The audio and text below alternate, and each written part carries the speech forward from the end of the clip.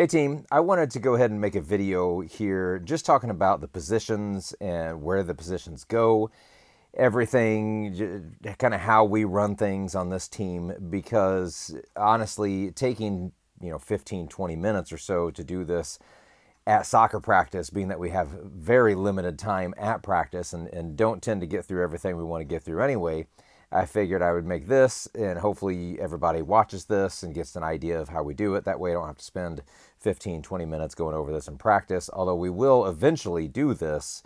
But if the kids can watch this and have a good idea of how things work, then take a little less time during practice. So also with this video, before I even get started on the positions, you can see if you look back on all my other videos here, most of these are from last season, when I made all these videos. And what I like to do last year, and I'll do the same thing if I get time this year, is I go through and find maybe 5 to 10 plays throughout a game and then just kind of talk through those plays and say it'd be better off if we did this versus this, and or point out some of the good things. Is great movement here, way to pass there, and anything like that. So it would be really beneficial. I know a lot of us don't really want our kids sitting on the computer or a tablet or a phone all the time, but it would really be beneficial if you could have your players watch this channel, watch some of these videos, just to get an idea of how I'm looking to have the team play here, if that makes sense. So we'll jump into this. We play in this, you can see we have a goalie. We'll have 3 defenders, so 1, 2, 3. We have 4 midfielders, and then I play 1 forward. We're going to play teams that may have 3 in the back, and then only 2 in the middle, and 3 up top. That's one of the things we're going to do. We may play teams that do the 3 in the back, only 3 in the middle, and 2 up top, 2 forwards, and we can change it up as we go. If it looks like we need to do things differently, then we can. But for the last 2 seasons, this has been what we've done. And we do that. I like to do this because I like to have the middle of the field controlled. And having 2 players there, I think, does that best. Also, having the 2 outside mids, like I said, some teams may put the 2 outside mids as more like forwards. And doing that then it just leaves 2 people in the center trying to control the whole middle of the field. And I just like having the 4 people across the middle. So we'll go through the positions and we'll talk about how they play a little bit. Obviously, we have the goalie. I've pointed out to the kids that we're going to play goalie that when the ball is all the way down here, so we're pushed up, maybe also, I guess, as we go up. So let's say the ball is in the box, somewhere up here. If it's up there, obviously this forward is going to be up more. The 4 midfielders are probably going to be pushed up, and I want the 3 in the back probably close to midfield. And then the goalie, going to have them up, standing out right at the top of the box. That way there's not a big gap. So let's say these 3 aren't here, and instead of having 4 here, we're going to have 3 defenders at the midfield. And if the goalie's all the way in the box, we have this whole area where nobody's standing. That's why I like this, the goalie coming up here. So we have the 3 backs. We have 2 center mids. This is outside left mid. This is outside right mid. And this is forward. The backs are left defense, right defense, and center back or sweeper. So we already talked about if the ball goes way up here, everybody's pushing up. And even the goalie is way, closer to where the center back is on X'd out on this. As it goes up, let's say the ball's up here as well. Obviously, the right defender is going to be up further, and they're going to be more where this X is here. And more even if they're not in the play, they're here to stop the ball if it's coming back here. But they're also, let's say we're all pushed up. And let's say the forward's even up there closer, and this is now a center mid, and we'll take one of these out, and obviously everybody's pushed up further, but this outside back can be here as to keep possession of the ball. So if they have defense all over here, it may be more beneficial to drop the ball back here to keep possession of that. And sometimes if we can do that, again, excuse me, If that's the case, these three aren't going to be here. And let's even take these out. Sorry, I'm trying to do this one-handed filming and wiping this off. So we have the center back, and then we have, maybe an outside mid, another center mid, and maybe the left mid is pinching over a little bit into the play.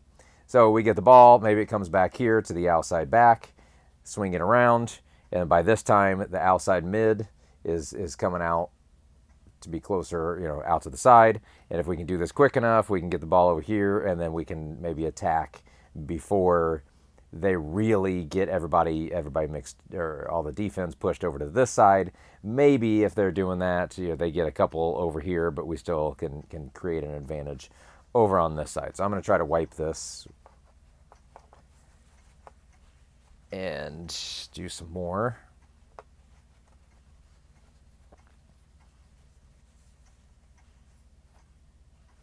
Okay, so let's say again, let's just go over to this side, and the ball's somewhere up here. The forward has it, and then we have the two center mids somewhere over here.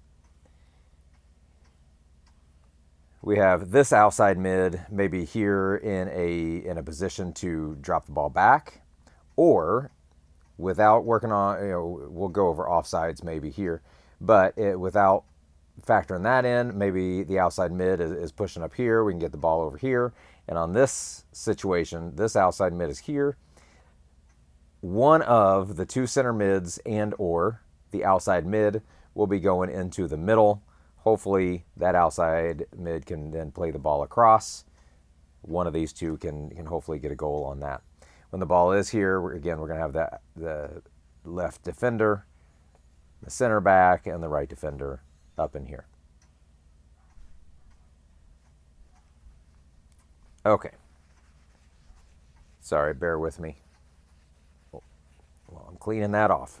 I am sitting in a bed here trying to do all this and keep the board straight and the phone recording. I did not plan this out. Maybe I should have done that. But again, what we're mostly focused on here is getting the positions. Let's go back to this again. So the three center backs, and here. Just talking about a little bit where everybody goes. And we'll go with the center backs right now. The center backs are going to come, obviously they'll come all the way back to our goal. I said the center backs, the three backs, sorry. The three backs will come all the way back, all the way to our goal. And the left side, for the most part, I would say if the ball is, let's come back up here. Let's say the ball is way over here. In that case, this left back is probably going to be coming over more towards the middle. The center back is going to be here for support, and maybe the outside back is the first defender right there. So everybody's just pinching over a little bit on this. But otherwise, without that, let me erase these. For the most part, the left side, this is going to go for the left back and the left outside mid, probably not really going past the middle of the field to the right. So even if the ball is all the way over here, most likely these two players are going to stay on the left half of the field. Same thing for the two on the right. If the ball is way over on this side, the two on the right here most likely are not going to be passed around the middle of the field, not going to be on the left side of that field for the most part. Now, here is one thing we ran into in the spring. We had, let's say there's a defender coming in here, and this probably would be closer to the goal, but they get by this, let's even say that they're up in here. They get by this defender comes over, they get by this defender, and then, there's maybe somebody coming in this way, and instead of this defender staying over to mark on this side and letting this person go all the way into the goal and have a wide open shot, we need to make sure that this defender then, if it's a last option, is getting over to stop this this offensive player first. I would rather them have to make a pass over here to a wide open forward or another player on offense versus having just a wide open pass here, because at least if they have to make the or wide open shot here, at least if they have to make that pass, there's one more chance for them to make a mistake. Ideally, what they would do is if this defender is or that's offensive players here, they're coming over to guard this person, but they're also kind of cutting off this pass, so they don't really have they're going to take away the shot, but also try to make it where they can't even get a pass over there. Let me try to erase a little bit more here.